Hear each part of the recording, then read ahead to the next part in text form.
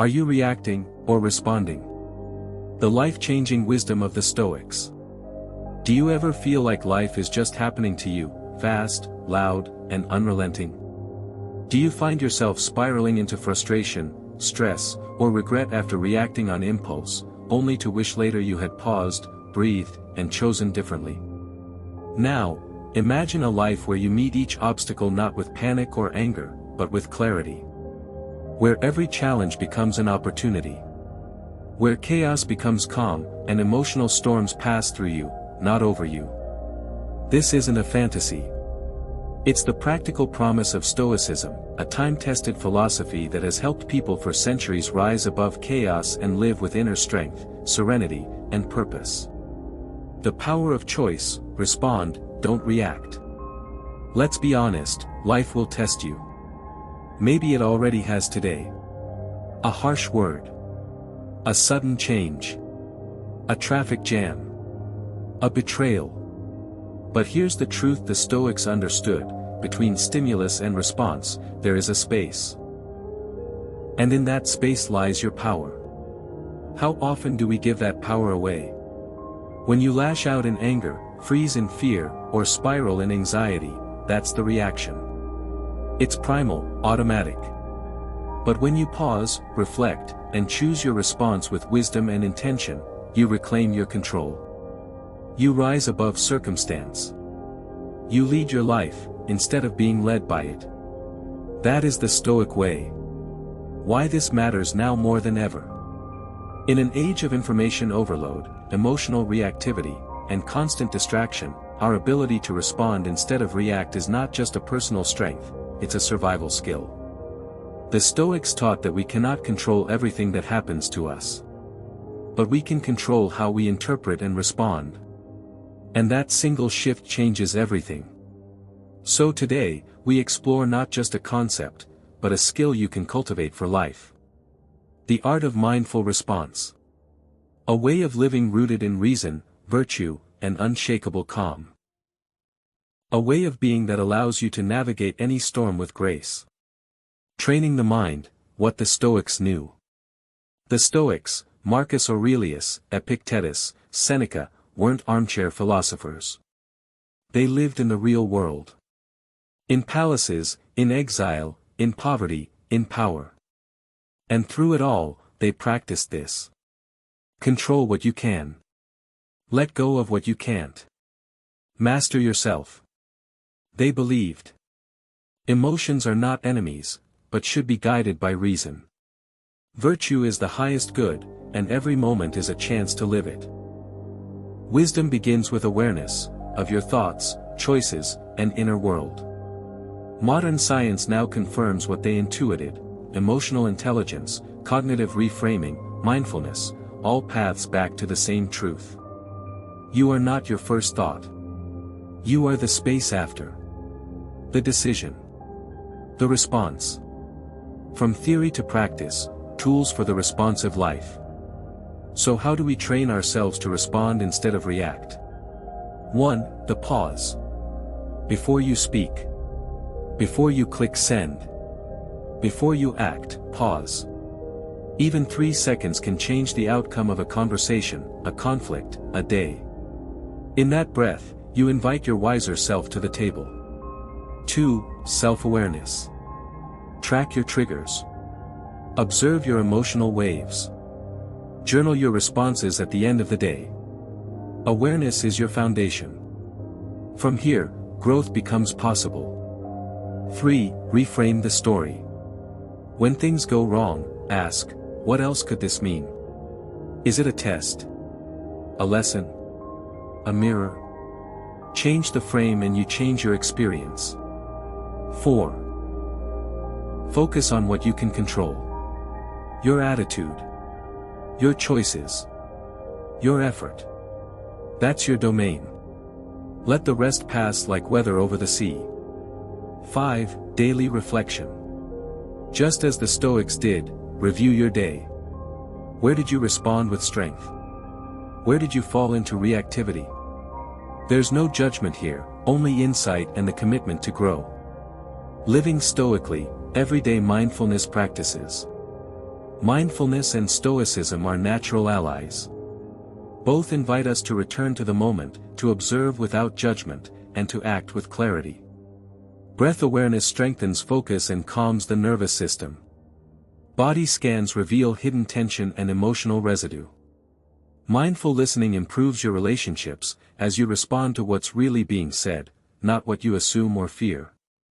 Present moment engagement, even while washing dishes or walking, trains the mind to stay steady and intentional. Mindfulness doesn't just help you stay calm. It helps you see, clearly, deeply, wisely. Just as the Stoics intended. Implementing the response mindset in daily life. It starts with the little things. Someone cuts you off in traffic. A colleague challenges your idea in a meeting. A partner forgets something important. In these moments, reactivity is easy. But growth lives in the harder choice. Pause. Breathe. Respond. And over time, you build a new identity. Not as someone who is calm sometimes, but as someone who is centered, always. Not perfect. Not emotionless. But powerful, present, and free. The journey forward, becoming the Stoic you admire. This journey from reaction to response isn't linear. There will be setbacks. Flare-ups. Forgettings. But each day is a chance to try again, with more awareness, more clarity, more compassion. And each time you choose to respond with thoughtfulness over impulse, you strengthen your character, deepen your relationships, and move one step closer to the peace the Stoics spoke of. Because in the end, Stoicism is not about being cold or distant, it's about being free. Free from the tyranny of emotion. Free from the chaos of the world. Free to live with integrity, intention, and inner calm. Your response is your power. So, will you react, or will you respond?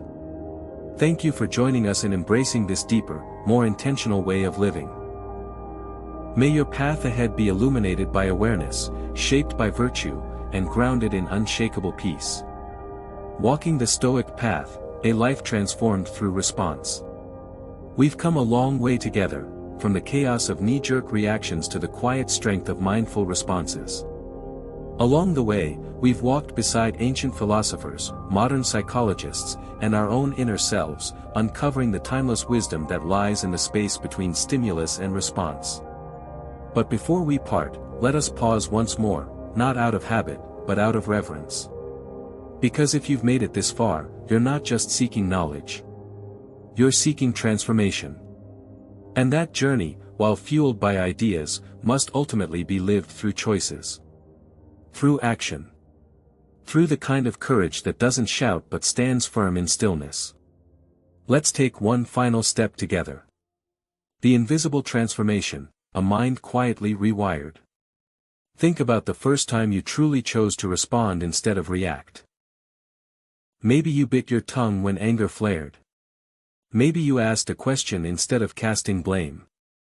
Maybe you breathed through discomfort, choosing not to let the moment define you. That small decision may have seemed inconsequential at the time. But in truth, it marked a profound internal shift. It was the beginning of your transformation, not of the world around you, but of the world within you. That shift is subtle. Invisible, even. But like a tectonic plate slowly realigning beneath the surface, it changes the entire landscape of your life. Where once there were storms, there is now space. Where once there was volatility, there is now vision. Where once you felt powerless, you now wield the greatest power of all, the power to choose. You are not your impulses, you are the one who observes them. One of the greatest illusions we carry is that we are our emotions, our fears, our judgments. That the anger that arises is us. That the shame that floods us defines us. But Stoicism, and your own practice, has shown otherwise. You are not your rage. You are the one who notices it, and decides what to do with it. You are not your anxiety. You are the one who witnesses the wave and chooses whether to let it crash or pass. You are not your past reactions, your mistakes, your regrets. You are the sum of the moments you choose to rise beyond them. This is not denial. This is not suppression. This is self-leadership. The kind the Stoics cultivated not through force, but through clarity. They knew that virtue is not a robe you wear in public, it is a fire you tend in solitude. It is lit each time you refuse to be mastered by your emotions, and instead choose to master yourself with gentleness, courage, and discipline. The world will not stop, but you can still be still. Life will continue to throw its curveballs. That email will still arrive at the worst time. The person you love may still misunderstand you. Plans will still fall apart. People will still disappoint you. The unexpected will still arrive at your door, uninvited and inconvenient. But your serenity, your internal posture, no longer depends on any of it. This is the essence of Stoicism: you don't control the wind, but you can adjust your sails. When others flail in the storm, you remain anchored. When the world yells, you can whisper. When life rushes, you can slow down. Not because you're unaffected, but because you're aware. This is not spiritual bypassing. It is not detachment out of fear or superiority. It is detachment out of respect, for your mind, for your peace, and for your role as the architect of your own experience. Virtue is the goal, but practice is the path. The Stoics taught us that the goal of life is not pleasure or success, but virtue, the cultivation of wisdom, courage, justice, and temperance. To live with virtue is to live with alignment, where your actions reflect your values, and your responses reflect your integrity. But let's be honest. This is not easy. Virtue isn't flashy. It doesn't trend on social media. It's quiet. Often lonely. Often unseen. But it's also deeply fulfilling. Because while success fades, virtue stays. While praise fluctuates, virtue steadies you. And while circumstances shift, virtue anchors your identity. You won't be perfect. The Stoics weren't. Marcus Aurelius, one of the greatest Stoic minds, admitted his struggles in his own journal, reminding himself daily to do better. To be kinder. To resist pride. He didn't write for applause. He wrote to practice. So must we. We practice not to impress others, but to improve ourselves. We practice not to be perfect, but to be present. We practice not to avoid difficulty, but to rise to meet it, with dignity, with calm, with principle. Your responses are your legacy. At the end of your life, no one will remember every word you said or every mistake you made in the heat of the moment. But they will remember how they felt in your presence. They'll remember your steadiness. Your patience. Your thoughtfulness. They'll remember that when others panicked, you remained poised. That when others judged, you listened. That when others escalated, you diffused. In a world desperate for validation, chaos, and noise, your groundedness will speak louder than any shout. Let your life be a testament not to reaction, but to response. To grace under pressure. To light in darkness. To reason in rage. To love, even when it's hard. Living it daily, the ritual of response. As you move forward, integrate the Stoic practice into your daily life, not as a burden, but as a ritual. Here's how. Begin each morning with reflection. Ask, what might test me today? Who might push my buttons? How can I meet them with patience? Throughout the day, return to your breath. Your anchor. Use it to pause before replying, to ground before reacting, to center before choosing. End each night with a journal. What went well? Where did I react? Where did I respond? What can I learn, and how can I grow? These practices are small. But together, they build a fortress of strength within you. Remember, you don't rise to the level of your hopes. You fall to the level of your habits. Make those habits mindful. Make them stoic. Make them yours. Your mind is a temple, guard it well. You've learned that everything begins in the mind. Before the shout, there is a thought. Before the regret, there is a split-second impulse. Before the harmony, there is a choice. Your mind is not a battleground, it is a temple. It deserves reverence, attention, discipline. And only you can choose what enters and what exits. Guard it as the Stoics did, with vigilance. Strengthen it as they did, with practice. Sanctify it as they did, with truth, virtue, and wisdom. You won't always get it right. But every moment is a chance to return. The journey is the practice, and the practice is the reward. This isn't a one-time fix. This is a lifetime path. There will be days you slip. Moments you erupt. Times when reactivity sneaks in like an old friend. That's okay. Forgive yourself. Learn. Recommit. The Stoics never claimed perfection. Only perseverance. Because ultimately, it's not about never reacting. It's about reacting less, and responding better. It's about shortening the gap between the emotion and the choice. It's about making that pause sacred, until it becomes second nature. That is the transformation. And that is your power. A final reflection, your next breath is a choice. As you take your next breath, let it be a conscious one. Let it carry with it your resolve, not to control the world, but to master your response to it. Not to escape difficulty, but to rise through it. Not to suppress emotions, but to understand and channel them. You are not powerless. You are not reactive. You are not a victim of your past, your emotions, or your circumstances. You are the calm in the storm. The fire of virtue in the cold of chaos. The thoughtful response in a world of impulse. You are walking the Stoic path now. And every day, every choice, every pause, every breath, brings you closer to the person you are becoming. Thank you for walking this path.